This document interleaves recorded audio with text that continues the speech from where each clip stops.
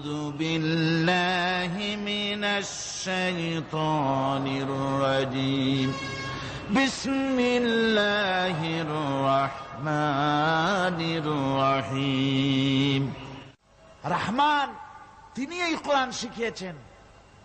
দয়ার সাগর, যার দয়ার কোনো শেষ নাই, সমস্ত দয়ার ভিতরে শ্রেষ্ঠ দয়া হচ্ছে তিনি মানুষকে কোরআন শিখিয়েছেন। সুবহানাল্লাহ ওয়া বিহামদিহি। তিনি আমাদেরকে কোরআন দান করেছেন। কোরআন হচ্ছে জ্ঞানের উৎস। আল্লাহ যে জিনিসটা শিখালেন, এই জিনিসটা, এই জ্ঞানটা কার? বোঝেন না কথা? এই জ্ঞানটা কার? আল্লাহ পাক। আমাদেরকে আল্লাহ পাক জ্ঞান দান করেছেন। জ্ঞান হচ্ছে দুই প্রকার, একটা হচ্ছে ওহীভিত্তিক জ্ঞান, আর একটা হচ্ছে গায়ের ওহীভিত্তিক জ্ঞান। ওহীর জ্ঞানটা আসে কার কাছ থেকে? চিল্লা এখন, কার কাছ থেকে? আল্লাহর কাছ থেকে আসে ওহীর জ্ঞান। আর মানুষের কাছে যে জ্ঞানটা আছে, এটা হলো তার মন মস্তিষ্ক প্রসূত জ্ঞান। আমাদের কাছে যত জ্ঞান আছে, এই জ্ঞানটাকে আল্লাহ পাক বলেছেন ওয়ামা উতীতুম মিনাল ইলমি ইল্লা কলিলা। তোমাদেরকে খুব সামান্যতম জ্ঞান দেওয়া হয়েছে, খুবই সামান্যতম জ্ঞান তোমাদেরকে দেওয়া হয়েছে। আচ্ছা, আপনারা বলুন, একটা ছোট্ট পাখি আটলান্টিক মহাসাগরের ভেতরে তার ঠোঁটটাকে ডুবিয়ে তারপরে সে যদি ঠোঁটটা তোলে, তাহলে আটলান্টিকের পানি কমবে কতখানি? হ্যাঁ, অনেক কমে যাবে নাকি?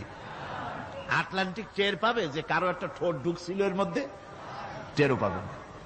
আটলান্টিক মহাসাগরের ভিতরে পাখি তার চঞ্চুটা ঢুকিয়ে দিয়ে যতটুকুন পানি উঠাতে সক্ষম হয় না।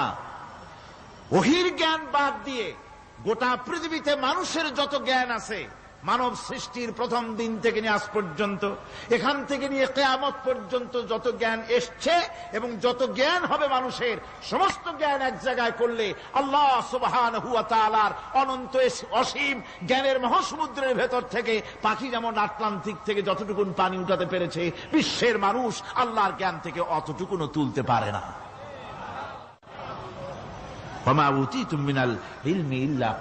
খুব সামান্যতম জ্ঞান তোমাদেরকে দেওয়া হয়েছে। আমি অবাক হই যখন আল্লাহ পাকের কোরআনে কারীমের আয়াত যখন স্টাডি করি, যখন পড়াশোনা করি, মুতালা করি, অবাক হয়ে যাই। মানুষকে সামান্যতম জ্ঞান দেওয়া হয়েছে। আল্লাহ বলছেন সামান্যতম জ্ঞান। ওমা উতীতুম মিনাল ইলমি ইল্লা কালিল যদি বলতেন, তবু একটা কথা ছিল যে তোমাদেরকে কিছু জ্ঞান দেওয়া হয়েছে। তো কিছু না, বলা হচ্ছে ওমা উতীতুম মিনাল ইলমি ইল্লা কালিলা, সামান্যতম, খুবই সামান্য জ্ঞান দেওয়া হয়েছে। সেই সামান্য জ্ঞানের ঠেলায় আমরা কোত্থেকে কোথায় চলে গিয়েছি। গরুর গাড়ি থেকে রকেট পর্যন্ত গিয়েছি, টেলিগ্রামের টরেটক্কা থেকে ফ্যাক্স পর্যন্ত পৌঁছে গেছি। এ কি সোজা জ্ঞান? এখান থেকে এই মাহফিলের ছবি, নিউজ, ভিউজ এন্ড পিকচার একত্রিত করে ছবি করে আপনি ফ্যাক্সের মেশিনে ঢুকিয়ে দিলেন, কোড নাম্বার টিপি দিলেন, লন্ডন, আমেরিকা, জেদ্দা, বিভিন্ন জায়গায় দিয়ে দিলেন। মিনিট লাগবে না, কয়েক সেকেন্ডের ভিতরে এই মাহফিলের পূর্ণ ছবি এবং খবর সে দেশের পত্রিকায় ছাপা হতে পারবে। কি আজীব! অথচ আল্লাহ পাক বলছেন সামান্যতম জ্ঞান।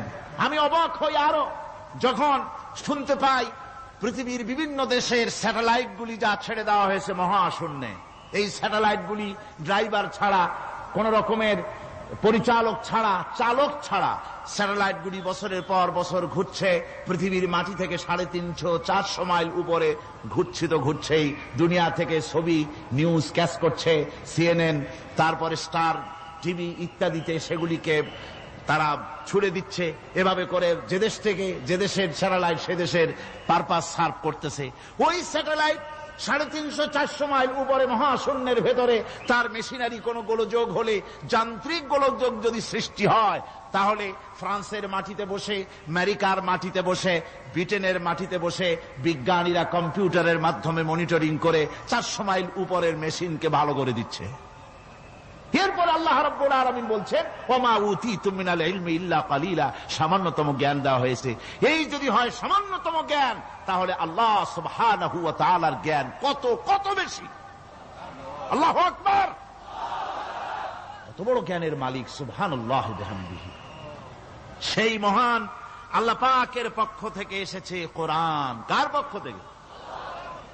قد جاءكم من الله نور وكتاب مبين।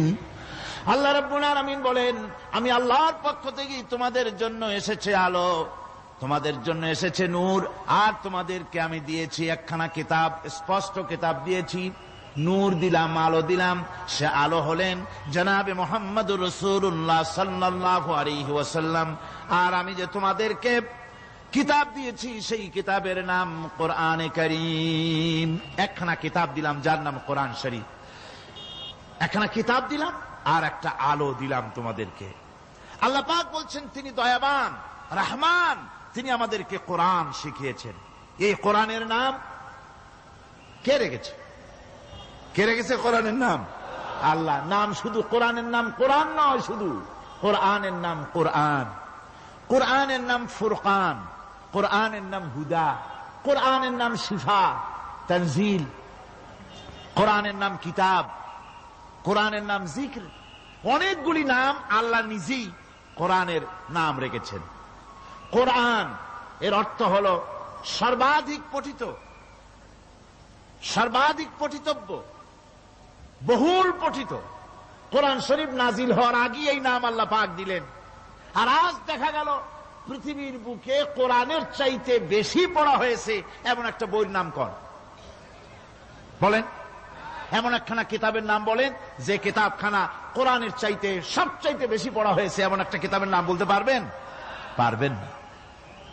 কোরআন সর্বাধিক পঠিত কিতাব। আল্লাহ রাব্বুল আলামিন এই কিতাবকে অবতীর্ণ করেছেন।